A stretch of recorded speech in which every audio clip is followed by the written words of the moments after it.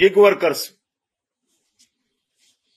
ఏదైతే తెలంగాణలో ముఖ్యంగా హైదరాబాద్ నగరంలో వరంగల్ లాంటి సిటీలో ఉన్నటువంటి వేలాది మంది యువతకు ఇది మేలు చేకూర్చేటువంటి కార్యక్రమం ఉంటుంది. ఈ శ్రమ పోర్టల్ కింద గిగ్ వర్కర్స్ అందరూ కూడా అనేక రకాలుగా మరి లబ్ధి చేకూర్చేటువంటి కార్యక్రమం కూడా ఈరోజు ప్రకటించడం జరిగింది.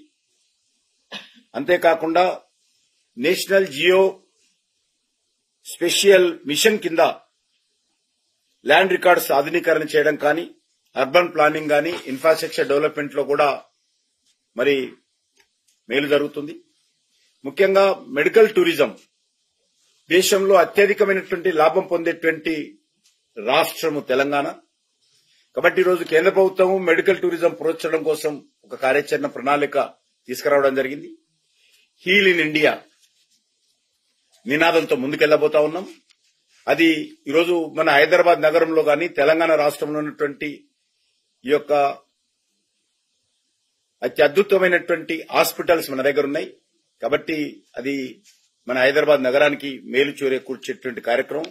ఎందుకంటే ఇప్పటికే హైదరాబాద్ ఒక మెడికల్ హబ్ గా మనము మరి మెడికల్ టూరిజానికి పెద్దపీట వేయబోతున్నాం. అదేవిధంగా ఇప్పటికీ అన్ని జిల్లాలలో కూడా డయాలిసిస్ సెంటర్స్ కేంద్ర ప్రభుత్వం ఏర్పాటు చేసింది. ఆల్ డిస్ట్రిక్ట్ హెడ్ క్వార్టర్స్ లో కేంద్ర ప్రభుత్వం ఆధ్వర్యంలోని మరి ఈ యొక్క డయాలిసిస్ సెంటర్స్ అన్ని హాస్పిటల్స్ ఇవ్వడం జరిగింది. అవి రన్ అవుతా ఉన్నాయి. దాంతో పాటు ఈరోజు క్యాన్సర్ కోసం కూడా డే కేర్ సెంటర్లను కూడా అన్ని జిల్లా హెడ్ క్వార్టర్ లో ఏర్పాటు చేయాలని చెప్పి కూడా నిర్ణయించడం జరిగింది. అది తెలంగాణలో కూడా అన్ని జిల్లాలకు వస్తాయి. ఆయుష్మాన్ భారత్ నిధులు కూడా ఈసారి బడ్జెట్ లో 23% గత సంవత్సరంతో పోల్చి చూసినట్లయితే బడ్జెట్ ను పెంచడం జరిగింది. ఎందుకంటే ఈ సంవత్సరము మరి ఆర్థికమైనటువంటి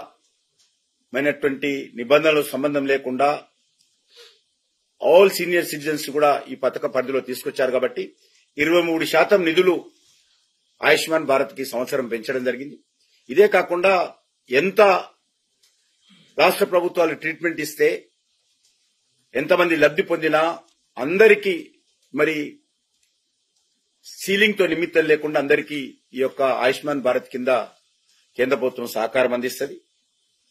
అదేవిధంగా మనకు తెలిసి ఈరోజు పేదవాళ్ళకి ఇస్తున్నటువంటి ఉచిత బియ్యం ప్రతి వ్యక్తికి 5 కేజీల చొప్పున 80 కోట్ల మంది ప్రజలకు దేశంలో ఉచిత బియ్యం ఇస్తున్నాం. అది తెలంగాణలో కూడా మరి పెద్ద ఎత్తున ప్రతి పేదవాడికి ఈ యొక్క బడ్జెట్ లో మరి బియ్యం అందించేటువంటి అవకాశం ఉంది. దాన్ని ఈసారి దేశవ్యాప్తంగా 2 లక్షల కోట్లకు ఈ యొక్క నిధులు పెంచడం జరిగింది. అదేవిధంగా జల జీవన్ మిషన్ కావచ్చు, లేక మరి ఈరోజు కిసాన్ సన్మాన్ నిధి ఏదైతే కేంద్ర ప్రభుత్వం ఇస్తుందో తెలంగాణలో ఉన్నటువంటి పేద రైతులందరికీ కూడా మరి తప్పకుండా కిసాన్ సన్మాన్ నిధి కింద తెలంగాణ రైతులకు కూడా లాభం చేకూరుతుంది. అంతేకాకుండా ఈరోజు అనేక ఈ యొక్క ఎడ్యుకేషన్ విషయంలో కూడా ఆర్టిఫిషియల్ ఇంటెలిజెన్స్ కు ప్రోత్సహించే కార్యక్రమం కావచ్చు, 50,000 అటల్ టింకరింగ్ ల్యాబ్స్ కొత్తగా గతంలో చేసినటువంటి అటల్ టింకరింగ్ ల్యాబ్స్ అదనంగా ఈరోజు మిగిలిపోయినటువంటి అన్ని ప్రభుత్వ పాఠశాలల్లో ఏర్పాటు చేయబోతున్నాం. తప్పకుండా తెలంగాణలోని మెజార్టీ స్కూళ్లలో కూడా అటల్ టింకరింగ్ ల్యాబ్స్ వస్తాయి. అదేవిధంగా అన్ని PHC primary health centres, all government high schools ఈ 2 సెంటర్స్ లో కూడా మరి వైఫై నెట్వర్క్, బ్రాడ్బ్యాండ్ నెట్వర్క్ తో పాటు వైఫై నెట్వర్క్ కూడా అందుబాటులో రాబోతా ఉంది. అంతేకాకుండా భారతీయ భాషా పుస్తక్ స్కీమ్ ఇవన్నీ కూడా రీజనల్ లాంగ్వేజ్ లో ఉన్నటువంటి బుక్స్ అన్ని కూడా డిజిటలైజేషన్ తెలంగాణలో ఉన్నటువంటి పుస్తకాలను కూడా చేయబోతా ఉన్నాం. దాంతోపాటు అంగన్వాడీ సెంటర్స్ తెలంగాణలో ఉన్నటువంటి అన్ని అంగన్వాడీ సెంటర్స్ కూడా మరి ఇన్ఫ్రాస్ట్రక్చర్ అప్గ్రేడ్ చేయడం కావచ్చు, కొత్త అంగులు ఏర్పాటు చేయడం కావచ్చు, మరి ఐఐటిలో మరి విద్యార్థులను సంఖ్యను పెంచే దాంట్లో తెలంగాణలో కూడా పెరగబోతా ఉంది. మెడికల్ కాలేజీలు గాని, మెడికల్ సీట్లు గాని, మెడికల్ సంబంధించినటువంటి పీజీ సీట్లు గాని తెలంగాణలో లాభం చేకూర్చేటువంటి అవకాశం ఉంది. ఈ రకంగా అన్ని బడ్జెట్ లో పొందుపరిచినటువంటి 90% అబోవ్ స్కీమ్లలో తెలంగాణలో కూడా లాభం జరుగుతుంది. కానీ తెలంగాణకి ఏమిచ్చారనేటువంటి ప్రశ్న మరి ఈ రకంగా రావడం ఏదైతే ఉన్నదో అది మంచిది కాదు. కాబట్టి ఆ దిశలో ఆలోచన చేయాల్సిన అవసరం ఉంది. మనకు తెలుసు గతంలో కొన్ని రాష్ట్రాలకు మరి ప్రత్యేకమైనటువంటి ఆంధ్రప్రదేశ్ స్టేట్ కు స్పెషల్ స్టాటస్ కింద అంటే రాష్ట్ర విభజన సంబంధించినప్పుడు ఈ యొక్క కొన్ని ప్రాజెక్టులు ఇవ్వడం జరిగింది. స్టేట్ క్యాపిటల్ నిర్మాణం కావచ్చు, లేకపోతే పోలవరం ప్రాజెక్ట్స్ కావచ్చు, రైల్వే జోన్ కావచ్చు, ఇటువంటి వాళ్ళకు ఉన్నాయి. అందులో అవకాశం ఉన్నటువంటి కూడా వాళ్ళకి ఇవ్వడం జరుగుతుంది. ఆ రాష్ట్రానికి ఇవ్వాల్సినటువంటి అవసరం ఉంది. మన యొక్క తెలంగాణ రాష్ట్రాన్ని కూడా మీకు అందరూ తెలుసు, దేశంలో ఎక్కడే లేని విధంగా రీజనల్ రింగ్ రోడ్డు ఇవ్వడం జరిగింది. సుమారు 40 రైల్వే స్టేషన్లు అభివృద్ధి జరుగుతా ఉంది.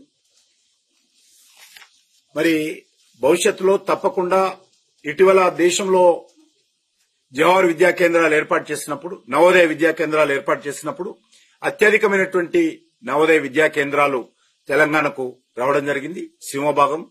కాబట్టి తప్పకుండా రేపు భవిష్యత్తులో మనం చూశాము, మెగా టెక్స్టైల్ పార్కులు వచ్చినప్పుడు 7 దేశంలో వస్తే ఒకటి తెలంగాణకి ఇవ్వడం జరిగింది.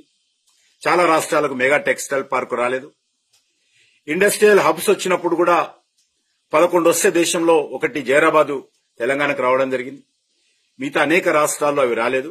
కాబట్టి స్కీమ్ను బట్టి, అవసరాన్ని బట్టి తప్పకుండా మన తెలంగాణ రాష్ట్రాన్ని కూడా అన్ని రకాలుగా నరేంద్ర మోడీ గారి నాయకత్వంలో కేంద్ర ప్రభుత్వం సహాయ సహకారాలు అందిస్తున్న విషయాన్ని ఈ సందర్భంగా మనం చేస్తా ఉన్నాం.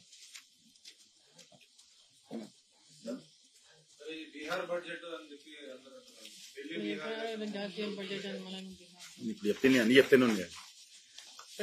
ఇది జాతీయ బడ్జెట్, కేంద్ర బడ్జెట్ అన్ని రాష్ట్రాలకు నేను తెలంగాణకి లేలాగా భయ్యా,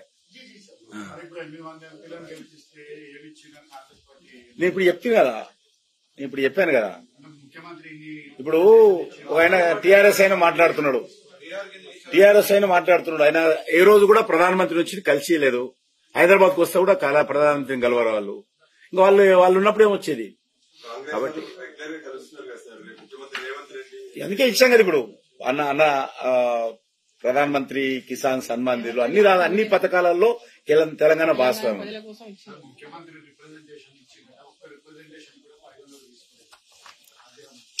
తప్పకుండా నేను ఇంతకుముందు చెప్పాను, కొన్ని ప్రత్యేకమైన ఇచ్చాను తెలంగాణ కూడా. ఇంతకుముందు చెప్పాను, నేను మళ్ళీ రిపీట్ చేయమంటే అవి చేస్తాను. ఇప్పుడు చెప్పాను కదా, ఈ ఒకటే mega textile park, industrial hub, ring road ఇవన్నీ కూడా ఎక్కడ లేవు.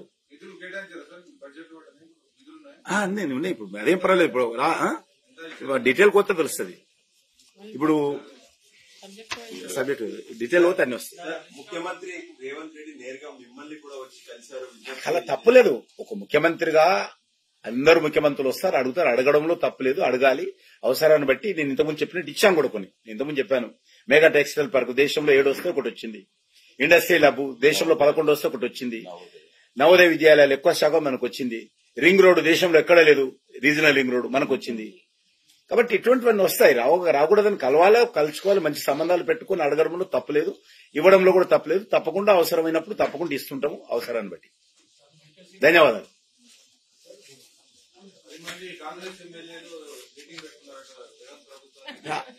వాళ్ళ పార్టీ ఇష్టం, వాళ్ళు పెట్టుకుంటారు. వాళ్ళని మాకే సంబంధం, మాకే మీ ద్వారానే ఇన్ఫర్మేషన్. మేము ఇంకా 4 సంవత్సరాలంటే ఇంకా 3.5 సంవత్సరాలు వెయిట్ చేస్తాము. ఆ తర్వాతనే మేము అధికారంలోకి వస్తాం. మాకేం తొందర లేదు. భారతీయ జనతా పార్టీకి ఈ రోజే ప్రభుత్వం కూలిపోవాలి, మేము అధికారంలో అవ్వాలని తొందర ఏం లేదు. కాబట్టి మేము ఇంకా 3.5 సంవత్సరాలు వెయిట్ చేస్తాము. తప్పకుండా రాష్ట్రంలో తెలంగాణ ప్రజలకు ఆకాంక్షలకు అనుగుణంగా ఇటు టీఆర్ఎస్ వ్యతిరేకంగా, కాంగ్రెస్ వ్యతిరేకంగా ప్రజలు ఏదైతే స్పందించారో, ఇప్పుడు మళ్లీ కాంగ్రెస్ వ్యతిరేకంగా స్పందిస్తున్నారో ఆ స్పందన బీజేపీకి అనుకూలంగా ఉంటుంది. అంతవరకు వెయిట్ చేస్తున్నాం. మాకేం తొందర లేదు.